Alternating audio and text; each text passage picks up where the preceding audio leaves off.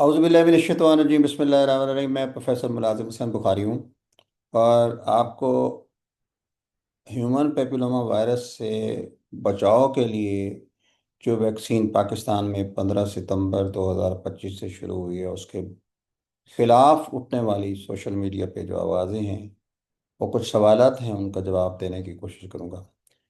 और आज तो एक ऐसी मनफी किस्म की एक पोस्ट थी जिसने मुझे एक इंसान की हैसियत से, एक मुसलमान की हैसियत से काफ़ी दुख पहुंचाया। और वो ये थी, वो पोस्ट ये थी कि वाकई आप भी इसको सुन के आपको अफसोस होगा कि हमारे, हाँ, लिखा हुआ था एक पोस्ट के अंदर सोशल मीडिया के ऊपर कि जनाब ये जो ह्यूमन पेपिलोमा वायरस है ये उन ममालिक में होता है जहाँ पे ख़वातीन जिनसी बेरहमी का शिकार होती हैं, नंबर एक।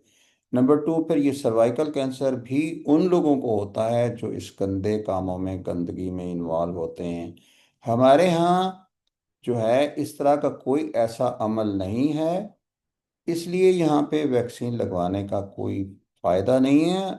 और ना ही यहाँ पे ह्यूमन पेपिलोमा वायरस की इन्फेक्शन है, इसलिए ये जो वैक्सीन लगाई जा रही है इसका कोई ख़ास फ़ायदा हमारे ममालिक में नहीं है। आप उन ममालिक में लगाएं जिस जगह पे इनकी ज़रूरत है, एक बात।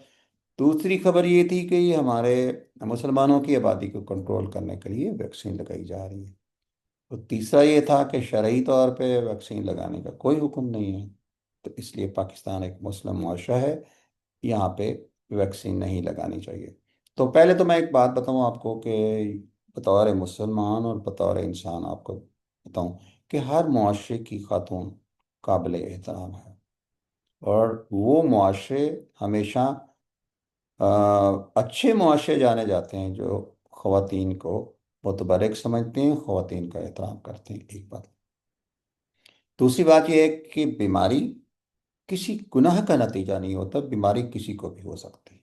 और तीसरी बात ये बताऊँ आपको कि वो बच्चे जो माँ के पेट से बीमारी लेकर आते हैं, आप चिल्ड्रन वार्ड में जाएं, इस कैंसर के अलावा जो कुछ डेवलपमेंटल बीमारियों का शिकार होते हैं, किसी का हाथ नहीं है, किसी की आंख नहीं है, किसी का आधा सर है, क्या उन्होंने कुछ गुनाह किया होता है? ऐसा नहीं है। बीमारी हमारे अंदर हमारी तबीई तब्दीलियों की वजह से होती है। दूसरी बात यह है कि अगर हमारा जो मुसलमानों का जो मुआशरा है बिल्कुल मुतबरक मुआशरा है, अच्छा मुआशरा है, यहाँ में ह्यूमन पेपिलोमा वायरस वो लोग कह रहे हैं नहीं है। आज डाटा के मुताबिक आप देखें, पाकिस्तान की कुल आबादी, कुल खवातीन का 80% खवातीन के अंदर ह्यूमन पेपिलोमा वायरस मौजूद है। और ज़रूरी नहीं है कि वो किसी जिनसी मिलाप की वजह से हो, क्योंकि ये जल्द से जल्द में भी फैल सकता है। एक अगर वेक्टर मौजूद है उससे वायरस किसी और में मुंतकिल हो सकता है। बेशक ये जिनसी ताल्लुकात का नतीजा हो सकता है, लेकिन ये जल्दी मिलाप से, जल्दी मिलाप के अंदर दूसरे के साथ मिलने से भी हो जाता है।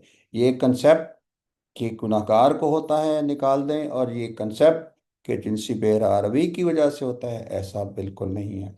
और पाकिस्तान के जैसे बताया 80% हमारी खवातीन के होते, 80 मिलियन, सॉरी 80 मिलियन खवातीन के अंदर ये वायरस पाए जाने का खतरा है। और ज़रूरी नहीं है कि इन 80 मिलियन को ही कैंसर हो। अगर कुव्वत मुदाफ़त ठीक है तो वो हेमन पेपिलोमा वायरस खुद ब खुद नेगेटिव हो जाता है। और पाकिस्तान के अंदर जो सर्वाइकल कैंसर, ये बच्चेदानी के मुंह का कैंसर जो है, वो उससे हर साल 4,000, 2025 तक का डाटा है, खवातीन की डेथ होती है। 4,000 का मतलब है 4,000 घर मुतासर होते हैं, उनके बच्चे मुतासर होते हैं। तो आप बताएं कि कितने घरों को बचाया जा सकता है। कोई इलाज नहीं है कैंसर का, कैंसर एक मुहलिक बीमारी है। और खुदा ना करे कि, मेरी दुआ है, किसी को कैंसर हो जाए तो पूरा मुआशरा, पूरा घर मुतासर हो जाता है। पाकिस्तान में सर्वाइकल कैंसर की बढ़ती हुई शरह का सबसे एक ही हल है कि आप उन बच्चियों को महफूज करें जिन तक ह्यूमन पेपिलोमा वायरस अभी नहीं पहुंचा।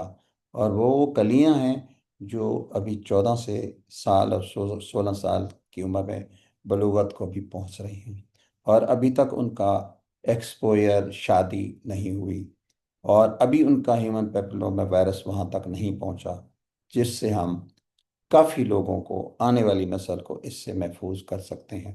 ایک بات، ہیومن پیپلوما وائرس ایک ڈی این اے وائرس ہے، اور اس جتنے بھی سروائیکل کینسر ہوئے ان کے ڈیٹا کو کیلکولیٹ کیا گیا تو ان میں سے 95% سے 96% کینسر میں، سروکس کے کینسر میں، اورل کے منہ کے کینسر میں، فیرنکس کے کینسر کے اندر، اور اس کے اندر اینل کینسر کے اندر ہیومن پیپلوما وائرس کی موجودگی پائی گئی۔ ہیومن پیپلوما وائرس دو قسم کے ہوتے ہیں، ہائی رسک اور لو رسک۔ لو رسک کے اندر کینسر نہیں ہوتا، ہائی رسک کے اندر کینسر ہوتا ہے، جیسے 16 اور 18۔ ایک بات، ویکسین کے بارے میں بتاؤں کہ یہ ویکسین پاکستان میں پہلی دفعہ نہیں لگائی جا رہی، بلکہ یہ 2016 میں ایف ڈی اے نے اس کو اپروو کیا تھا، اور یہ سب سے پہلے گارڈاسل کمپنی نے شروع کی، اور وہ امریکہ میں لگی۔ امریکہ کے بعد پھر اس کے جو اتحادی ممالک ہیں، جن کے میں نام نہیں لینا چاہتا ہوں، وہاں پہ یہ لگائی گئی، پھر اس کے بعد یورپ میں لگی، اور 47 مسلم کنٹریز کے اندر اس ویکسین کو لگایا جا رہا ہے، اور کچھ مسلم کنٹریز کے اندر تو یہ نیشنل پروگرام کا حصہ ہے۔ یورپ میں سروائیکل کینسر کس زمانے میں دوسرے نمبر پہ تھا، اب ختم ہو گیا ہے۔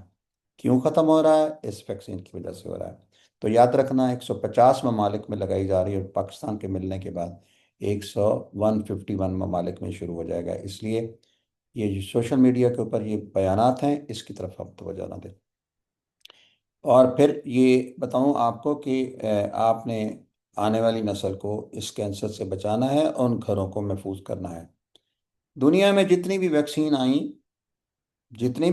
آئیں، جب شروع میں آئیں تو اس کے بارے میں یہی کنسیپٹ تھا۔ چیچک کا ایک زمانہ تھا، میں چوتھی یا پانچویں جماعت میں پڑھتا تھا، تو اس زمانے میں ہم بچے تھے، تو چیچک کی ویکسین جب شروع ہوئی تو اس چیچک، میرے اپنے گھر کے میرے ماموں کا بیٹا اس چیچک سے فوت ہو گیا، اور اس چیچک سے چہرے کے اوپر داغ، بدنما داغ پڑ جاتے تھے، ویکسین نے اس کو بچایا۔ تو میری کلاس میں 20 بچے تھے، اور 22 بچے تھے، تو اس میں ہم اسکول میں پڑھتے تھے، جب ویکسین لگانے کے لیے ویکسینیٹر آئے، تو ایک مشہور ہو گیا کہ جو بھی ویکسین لگائے گا وہ بچہ نامرد ہو جائے گا۔ آپ یقین مانیں کہ بستہ چھوڑ کے لوگ چلے گئے، صرف ہم دو بچے، ہم نے ویکسین لگوائی، اور اللہ کا الحمدللہ صاحب اولاد بھی ہیں سب۔ اس کی ایک بات بتاؤں کہ جب بچہ پیدا ہوتا ہے تو موت اور حیات کا خالق کائنات ہے۔ اللہ نے جب اس دنیا بنائی تو ارواح عالم میں تمام مخلوق کو پیدا کیا، اور ان سے یہ وعدہ لیا کہ آپ کا خالق میں ہوں، اور آپ نے دنیا میں جا کے میری عبادت کرنی ہے، میں واحد لا شریک، یہ ہم وعدہ کر کے آئے ہیں۔ تو بتائیں کہ جو عالم ارواح میں انسان پیدا ہو چکے ہیں، یا دوسرے مخلوقات پیدا ہو چکی ہے، اس کو دنیا کی کوئی طاقت روک سکتی؟ کوئی ویکسین روک سکتی؟ آپ کو ایک مثال دوں کہ حضرت موسیٰ علیہ السلام کا انہوں نے روکنا تھا۔ حضرت موسیٰ علیہ السلام کی پیدائش کو روکنے کے لیے فرعون نے لاکھوں بچوں کو قتل کر دیا، لیکن جب خالق کائنات نے حضرت موسیٰ علیہ السلام کو لانا تھا تو اس فرعون کے گھر میں پروان چڑھا۔ تو یاد رکھیں کہ اگر دنیا حضرت موسیٰ علیہ السلام کی آمد کو نہیں روک سکتی، تو وہ انسان جو دنیا میں پیدا ہوا ہے، وہ اس کی آمد کو آپ کیسے؟ آپ کے ایمان کی کمزوری ہے کہ ویکسین ہمیں ہماری جو نسل کشی کے لیے لگائی جا رہی ہے۔ ایسا بالکل نہیں ہے۔ ایمان یقین ہونا چاہیے کہ موت اور حیات کا خالق کائنات ہے۔ دوسری بات بتاؤں آپ کو کہ نوجوان بچیوں کو اس لیے لگائی جا رہی ہے 9 سے 14 سال کے، ایک تو ابھی ان کی شادی نہیں ہوئی، ابھی ہیومن پیپلوما وائرس وہاں تک پہنچا نہیں ہے۔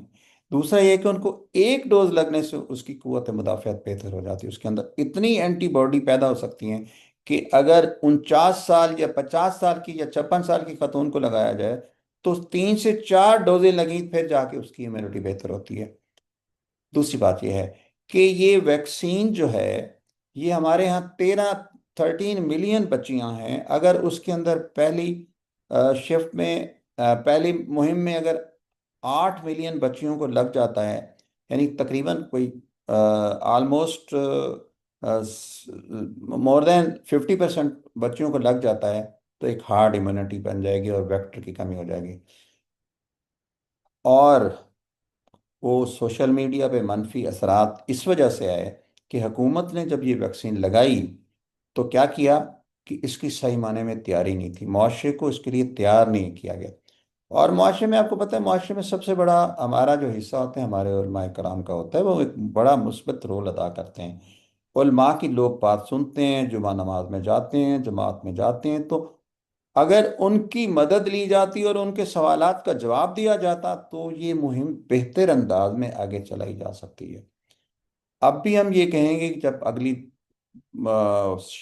فیز آئے تو آپ ان اہم لوگوں کی خدمات ضرور حاصل کریں۔ دوسری بات ہے کہ مہم اس وقت شروع ہوئی جب سیلاب تھا، تو سیلاب سے پہلے نپٹا جاتا، ویکسین بعد میں لگتی، اس کو کچھ عرصے کے لیے آگے بھی لے جایا جا سکتا۔ اس لیے میرا نہیں خیال کہ 8 ملین ڈوزز لگیں گی، ریفیوزل بہت زیادہ ہے، منفی اس کی وجہ سے، معاشرے کی پرچار کی وجہ سے۔